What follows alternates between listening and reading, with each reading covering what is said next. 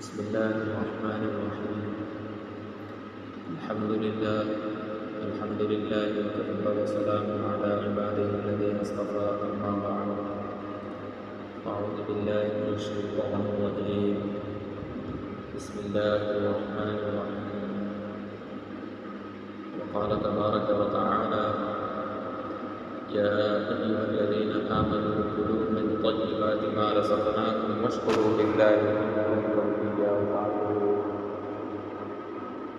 صدق الله العظيم. اللهم صل على سيدنا محمد وعلى آل سيدنا وبارك وسلم. اللهم صل على سيدنا محمد وعلى آل محمد وبارك وسلم. عزیز ساتھیوں، قرآن کریم میں اللہ رب العزت نے ارشاد فرمایا: یا ایھا الذین آمنوا کلوا من طیبات ما رزقناکم. اے ایمان والو، تم پاکیزہ رزق کھاؤ جو ہم نے تمہیں عطا کیا. اے ایمان والو، تم پاکیزہ رزق کھاؤ جو ہم نے تمہیں عطا کیا. یعنی کہ تم حلال رزق کھاؤ، حرام سے پرہیز کرو. لیکن آج ہمارا حال اس کے برعکس ہو گیا ہے. آج ہم اس کے الٹے ہو گئے. یعنی ہم حرام رزق کو کھاتے ہیں اور حلال کی طلب نہیں کرتے.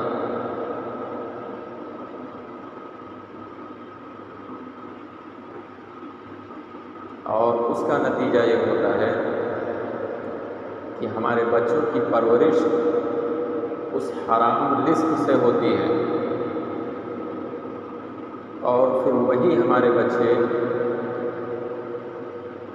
ناچ گانوں کے عاشق اور شراب کی عادت میں مبتلا ہو جاتے ہیں. میرے عزیز ساتھیوں، امام مالک رحمہ اللہ فرمایا کرتے تھے کہ میں مال کی مصرف سے مال کی آمد کا پتہ لگا لیتا ہوں. فرماتے تھے کہ جب میں مال کے خرچ کو دیکھتا ہوں تو اس سے مجھے یہ معلوم ہو جاتا ہے کہ مال کس طریقے سے اس کے پاس پہنچا، حرام طریقے سے یا حلال طریقے سے. ایک شخص آیا امام مالک رحمۃ اللہ تعالی علیہ کے پاس، اور اس نے سوال کیا کہ یہ کیسے ممکن ہے کہ آپ مال کی مصرف کو دیکھ کر مال کی آمد کا پتہ لگا دیں. تو امام مالک صاحب رحمۃ اللہ علیہ نے اس شخص کو کوئی دلیل یا اس کو اپنے بات پر قائل نہیں کیا، بلکہ اس کو دکھلانا چاہا اور اپنے جیب سے، اپنے تھیلے سے کچھ سکے نکال کر کے اس شخص کو دے دیا. اور امام مالک رحمہ اللہ فرمانے لگے کہ تم یہ سکے، چند سکے کسی ایسے شخص کو دینا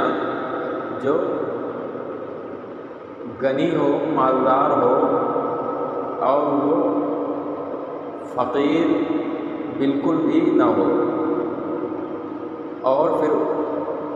اس سے یہ بھی پوچھ لینا کہ وہ مال کو کہاں خرچ کیا. اس نے ان جو چند سکے ہیں اس کو اس نے کہاں خرچ کیا. میرے عزیز ساتھیو، وہ شخص چند سکے لے کر کے نکلتا ہے اور شہر میں جا کر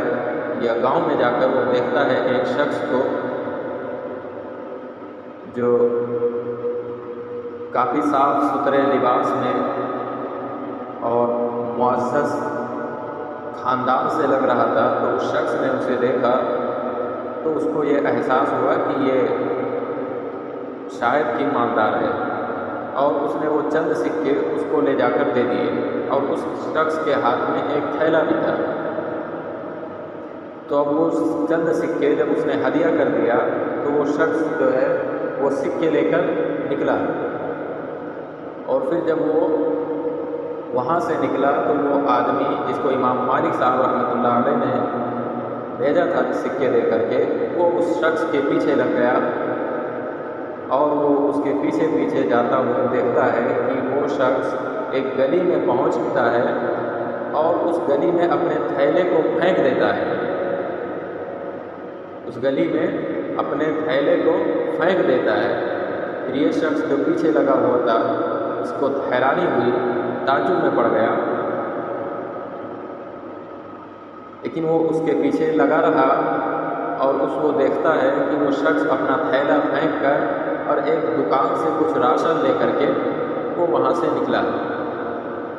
پھر یہ شخص جو پیچھے لگا ہوا تھا اس نے پوچھا کہ آپ نے اس پیسے کو جو میں نے آپ کو دیا کیسے خرچ کیا؟ تو وہ شخص کہنے لگا کہ میرے بچے ہیں، میری اہلیہ ہے، وہ کافی بھوکے ہیں، وہ مرنے کے کگار پہ پہنچ چکے ہیں، تو آج میں جب صبح اٹھا تو اپنے بچوں کو بے حال دیکھ کر کے نکل پڑا، اور میں نکلنے کے بعد میں نے دیکھا کہ ایک مری ہوئی بکری پڑی ہوئی ہے، تو گویا میں نے اس بکری سے کچھ حصے نکال لیے اور اس حصے کو نکال کر میں اپنے گھر لے جا رہا تھا تاکہ میں اپنے بچوں کو اور اپنی اہلیہ کو اس کو کھلا کر کے ان کی جان کو بچا سکوں، چونکہ اللہ رب العزت نے حرام گوشت کو بھی حلال کر دیتا ہے اضطرار کے موقع پر۔ فمن اضطر فی مخمصۃ غیر متجانف لإثم، کہ تم جب تمہیں خطرہ ہو، اندیشہ ہو کہ تم اب نہیں بچ سکتے، تو آپ کے لیے آپ کے رب نے حرام گوشت کو بھی حلال کر دیا ہے بقدر ضرورت، اتنی جتنا کہ آپ کی جان کو بچا سکے۔ تو وہ شخص کہنے لگا کہ میں تھوڑا گوشت لے کے جا رہا تھا اپنے گھر تاکہ میں ان کو کھلا سکوں، چونکہ آپ سے ملاقات ہو گئی راستے میں، آپ نے کچھ پیسے مجھے دے دیے، کچھ سکے دیے، تو گویا کہ میں اس حرام گوشت کو جو تھیلے میں لے کے جا رہا تھا اسے پھینک دیا اور میں دکان میں جا کر راشن لے گیا۔ پھر وہ شخص وہاں سے نکلتا ہے اور امام مالک صاحب رحمۃ اللہ علیہ کے پاس پہنچتا ہے، اور وہ ایک ماجرا اور یہ واقعہ امام مالک صاحب رحمۃ اللہ علیہ کو بتلاتا ہے۔ پھر امام مالک صاحب رحمۃ اللہ علیہ اس شخص سے کہتے ہیں کہ چند سکے جو تمہارے پاس ہے وہ مجھے دو، اور وہ سکے امام مالک صاحب رحمۃ اللہ علیہ لے کر اور اس شخص کو فرماتے ہیں کہ یہ سکے تم لے کر جاؤ اور کسی فقیر اور کسی سائل کو دو، اور اس کے دینے کے بعد آپ دیکھو کہ یہ پیسہ وہ کہاں خرچہ کرتا ہے۔ اب وہ شخص اسی طرح وہاں سے نکل پڑتا ہے اور وہ جا کر دیکھتا ہے کہ ایک سائل بیٹھا ہوا ہے اور وہ معذور بھی ہے، وہ لنگڑا ہے اور فقیر بھی لگ رہا تھا۔ تو اس شخص نے سوچا کہ میں اس کو پیسہ دوں، سائل بھی ہے، معذور بھی ہے اور لباس سے فقیر بھی لگ رہا ہے، تو اس شخص نے وہ پیسے اس شخص کو دے دیا، اس معذور شخص کو وہ پیسے دے دیے، اور پھر وہ معذور شخص وہاں سے نکل پڑتا ہے، اور امام مالک صاحب رحمۃ اللہ علیہ نے جس شخص کو بھیجا تھا وہ اس کے پیچھے چل پڑتا ہے۔ تھوڑی دیر کے بعد وہ دیکھتا ہے کہ وہ شخص ایک دکان میں جاتا ہے اور وہ دکان چرس کا ہوتا ہے، وہاں سے وہ چرس لیتا ہے کچھ پیسوں سے، اور جو باقی پیسے تھے وہ لے کر وہ طوائف کھانے چلا جاتا ہے، اور وہ جا کر وہاں پر زنا کا ارتکاب کرتا ہے، اور یہ شخص اس سے پوچھتا ہے اور وہ معذور شخص اس کو پوری بات بتلا دیتا ہے۔ پھر یہ وہاں سے نکلتا ہے اور امام مالک صاحب رحمۃ اللہ علیہ کے پاس پہنچ کر سارا قصہ سناتا ہے اور وہ کہنے لگتا ہے کہ آپ سچ ہیں، گویا کہ میں نے آپ کے حلال پیسے کو، جب میں نے ایک امیر اور غنی شخص جو بظاہر غنی تھا، امیر تھا، اس شخص کو جب میں نے دیا تو آپ کے حلال پیسے کو اس نے حلال راستے میں خرچ کیا، جائز طریقے سے خرچ کیا، لیکن میں اپنے حرام پیسے کو ایک ایسے شخص کو دیا جو سائل تھا، معذور تھا، لنگڑا تھا، لیکن اس نے میرے اس حرام پیسے سے حرام کام کیا اور زنا کا مرتکب ہوا۔ تو میرے عزیز ساتھیو، مال جس طریقے سے آتا ہے وہ اسی طریقے پر خرچ ہوتا ہے۔ اگر ہم اور آپ مال کو حرام طریقے سے خرچ کریں گے، مال کو حرام طریقے سے کمائیں گے، تو وہ مال حرام طریقے سے خرچ ہوگا اور اس کا نتیجہ بہت برا نکلتا ہے۔ آج بچے والدین کے نافرمان ہیں، والدین کی گستاخیاں کرتے ہیں، والدین کی عزت کے ساتھ کھلواڑ کرتے ہیں، تو یہ سب کہیں نہ کہیں ہمارے حرام مال کی بھی بنا پر ہوتا ہے، کیونکہ ہمیں ان کی پرورش پاکیزہ رزق، حلال رزق سے کرنی تھی، گویا کہ ہم نے ان کی پرورش حرام رزق سے کرنی تھی۔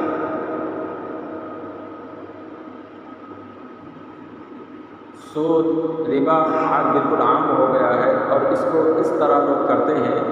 کہ ایسا معلوم ہوتا ہے کہ یہ شریعت نے اس کو حرام کیا ہی نہیں، یا یہ کہ لوگ سمجھتے ہیں، لوگوں کو معلوم ہی نہیں کہ یہ حرام ہے یا حلال ہے، اور وہ سود بیاج کو مستقل کرتے رہتے ہیں اور وہ یہ سمجھتے ہیں کہ ہماری مال میں بڑھوتری ہو رہی ہے، ہمارا مال اضافہ ہو رہا ہے، ہم 100 دے کر کے 120 لے رہے ہیں، ہم 1000 دے کر 1100 لے رہے ہیں، تو گویا کہ میرے مال میں اضافہ ہو رہا ہے۔ جبکہ اللہ رب العزت قرآن مجید میں ارشاد فرماتا ہے، یمحق اللہ الربا ویربی الصدقات، کہ جب تم ربا کو اللہ رب العزت کم کرتا ہے اور صدقات بڑھاتا رہتا ہے، صدقات میں اضافہ کرتا رہتا ہے۔ جب ہم حرام طریقے سے مال کو کمائیں گے، ربا سود کے ذریعے سے، تو اللہ رب العزت اس مال کو گھٹا دیتا ہے، اور جب ہم حلال طریقے سے کم مال کو کمائیں گے تو اس کم مال میں اللہ تبارک و تعالیٰ برکت دیتا ہے اور وہ اس میں اضافہ کر دیتا ہے۔ آج طرح طرح کی بیماریاں جو لاحق ہوتی ہیں میرے عزیز ساتھیو، یہ سب کہیں نہ کہیں ہمارے حرام مال کی وجہ سے ہے، اور ہماری دعاؤں کے نہ قبول ہونے کی سب سے بڑی وجہ حرام رزق کے وجہ سے ہے۔ اللہ کے رسول صلی اللہ علیہ وسلم نے ارشاد فرمایا کہ ایک شخص جو دور دراز سے سفر کر کے آتا ہے، مراد یہ تھی کہ کوئی شخص حج کرنے آتا ہے، اور اس زمانے میں حج جو کرنے جاتے تھے وہ اونٹ سے جاتے تھے، تو وہ ایک ملک سے دوسرے ملک میں پہنچتے 7 دن، ہفتہ، کسی ملک سے مہینوں لگ جاتا تھا۔ تو اللہ کے رسول صلی اللہ علیہ وسلم فرماتے ہیں کہ کوئی شخص دور دراز سے آتا ہے اور پہنچنے کے بعد، یعنی مکہ میں پہنچنے کے بعد وہ نہاتا بھی نہیں ہے، اور اس کے کپڑے میلے ہو چکے ہیں، اور بال پراگندہ ہو چکا ہے، اور غبار آلود بھی ہے، اب وہ شخص دعاؤں کے لیے ہاتھ اٹھائے، حالانکہ اس کے جسم پہ جو کپڑا ہو وہ حرام کا ہو، اس کے پیٹ میں جو کھانا ہو وہ حرام کا ہو، یہاں تک کہ اس نے جو احرام باندھا ہے وہ بھی حرام کا ہے، تو گویا کہ اب وہ دعائیں مانگے تو اس کی دعائیں کیسے قبول ہو؟ میرے عزیز ساتھیو، ہمارے حرام کھانے کا نتیجہ یہ ہوتا ہے کہ ہم پوری زندگی اللہ رب العزت سے دعائیں کرتے رہیں، ہماری دعائیں قبول نہیں ہوتی۔ جب تک ہم حرام چھوڑیں گے نہیں، حرام رزق کو کھانا چھوڑیں گے نہیں، حرام رزق کمانا چھوڑیں گے نہیں، اس وقت تک ہماری کوئی دعا اللہ رب العزت نہیں قبول کرتا ہے۔ گھروں میں بیماریوں کو لاحق کر دیتا ہے، بچوں کے ساتھ بچوں کی پرورش بری طریقے سے ہوتی ہے، تو یہ سب ہمارے حرام رزق کے وجہ سے ہوتا ہے، اور یہ اللہ رب العزت دنیا میں کرتا ہے، آخرت میں اس کی سزائیں بہت بڑی ہیں۔ ربا، سود، ان سب کی جو سزا ہے اللہ رب العزت نے جو آخرت میں سزا مقرر کی ہے، اس کی بہت بھیانک ہے۔ اللہ رب العزت قرآن مجید میں فرماتا ہے الذین یأکلون الربا لا یقومون الا کما یقوم الذی یتخبطہ الشیطان من المس، کہ وہ لوگ جو ربا کھاتے ہیں وہ قیامت کے دن ایسے کھڑے ہوں گے جیسا کہ کسی شیطان نے ان کو مس کر کے خبطی بنا دیا۔ مس کا مطلب یہ ہے کہ جس طرح انسانوں کے اوپر شیطان یا جنات سوار ہوتا ہے تو اسی کو مس کہا گیا، اور خبطی یعنی انسان وہی بری حالت میں ہو، سر ہل رہے ہوں، تو یہاں جو جنات پکڑتے یا شیطان سوار ہوتے تو اس کے نتیجے سے وہ ہلتا جھولتا ہے، لیکن وہاں اللہ کے خوف کی وجہ سے، اللہ کے ڈر کی وجہ سے، کیونکہ اس نے ربا کا مال کھایا ہے، حرام مال کھایا ہے، تو اس ڈر کی وجہ سے اس پر خبط طاری ہوگی، اور میدان محشر کے جو بھی لوگ ہوں گے وہ ہمارے اس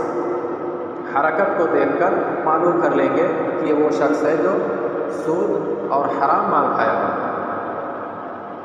میرے عزیز ساتھیوں،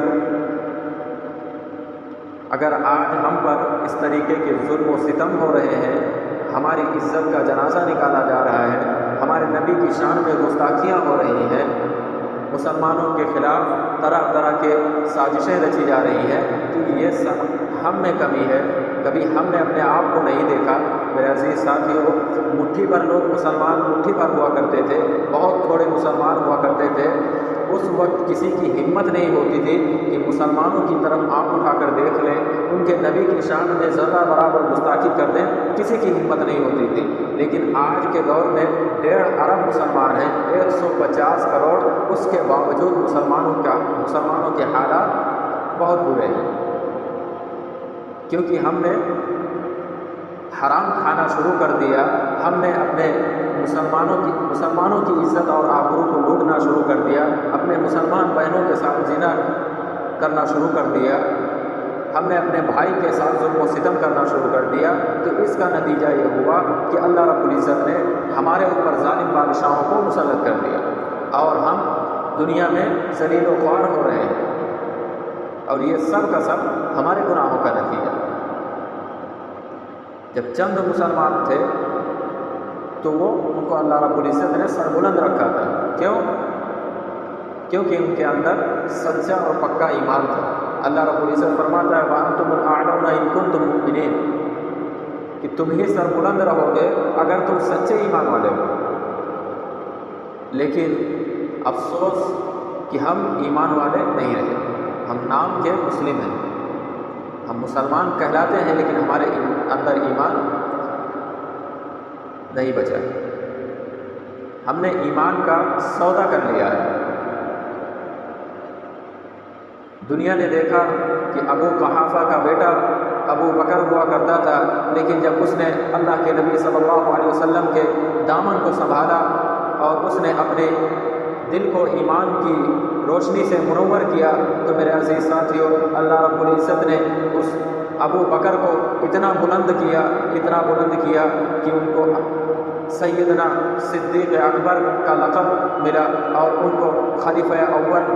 اللہ رب العزت نے بنا کر کے کھڑا کیا۔ میرے عزیز ساتھیوں، خطاب کا بیٹا عمر ہوا کرتا تھا، لیکن جب انہوں نے قرآن کے دامن کو پکڑا اور اپنے اندر ایمان کو بھر دیا، میرے عزیز ساتھیوں، اللہ رب العزت نے ان کو سربلند کیا اور خلیفۃ المسلمین، امیر المؤمنین کے لقب سے ان کو نوازا اور اتنی بڑی حکمرانی دی، خلیفہ ثانی بنایا۔ اسی طرح عفان کا بیٹا عثمان ہوا کرتا تھا، لیکن جب اس نے ایمان کو قبول کیا اور اپنے آپ کو ایمان سے لبریز کیا، میرے عزیز ساتھیوں، اللہ رب العزت نے عثمان غنی کو بھی سر بلند کیا اور خلیفہ ثالث بنا دیا۔ اسی طرح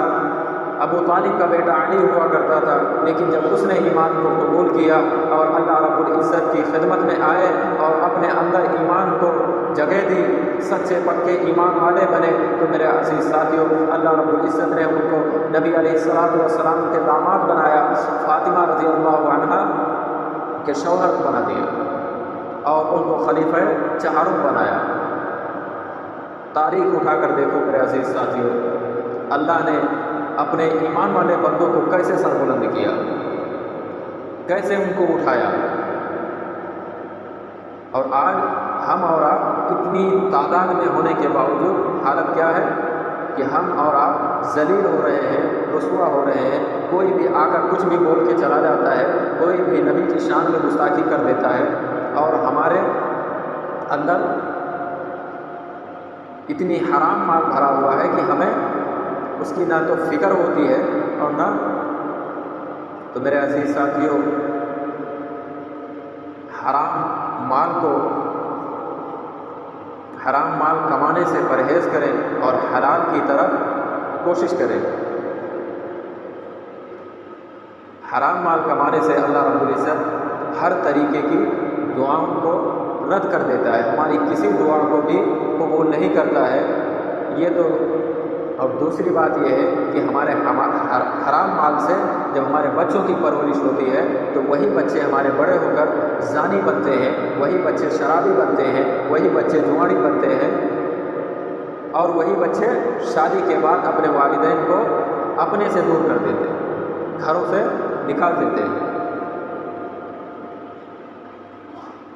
میرے عزیز ساتھیوں، حرام مال سے جتنا ہو سکے پرہیز کریں اور حلال رزق کی طرف قدم بڑھائیں۔ پہلے کے بادشاہ ہوا کرتے تھے، تھوڑے مسلمان تھے لیکن بڑی بڑی حکمرانیں ان سے ڈرتے تھے، بڑی بڑی سلطنتیں ان سے خوف کھاتے تھے، تھوڑے چند مٹھی پر مسلم باطل حکمران، ان کو حیرانی ہوتی تھی کہ یہ چند مسلمان، ان کے اندر کیا چیز ہے کہ یہ جب بڑھتے ہیں تو قدم پیچھے نہیں ہٹاتے، یہ جب کسی فوج کے سامنے آ جاتے ہیں تو اس فوج کو پھیر کر بھاگنا پڑتا ہے۔ میرے عزیز ساتھیوں، کیا تھی ان کے اندر؟ تو ان کے شرکا اور ان کے جو ہمنشین ہوتے تھے وہ ان کو بتلاتے تھے کہ مسلمانوں کی طاقت یہ ہے کہ وہ کبھی زنا کی طرف نہیں جاتے ہیں، وہ شراب کا شوق نہیں رکھتے ہیں، شراب ان کے شریعت میں حرام کر دیا گیا ہے، اور وہ حرام مال کو بدترین سمجھتے ہیں، حلال مال ہمیشہ کھاتے ہیں۔ وہ 4 دن بھوکے رہ لیں گے لیکن حرام مال نہیں کھائیں گے، اور جب وہ میدان میں نکلتے ہیں تو ان کی زبان پر صرف فتوکل علی اللہ کا لفظ ہوتا ہے، وہ صرف اپنے رب پر بھروسہ کرتے ہیں اور وہ میدان کی طرف نکل پڑتے ہیں، اور ان کا یہی بھروسہ اللہ رب العزت ان کے اس بھروسے کی بنا پر سرخرو اور سربلند کرتا ہے ہر میدان میں۔ اگر ہم اور آپ آج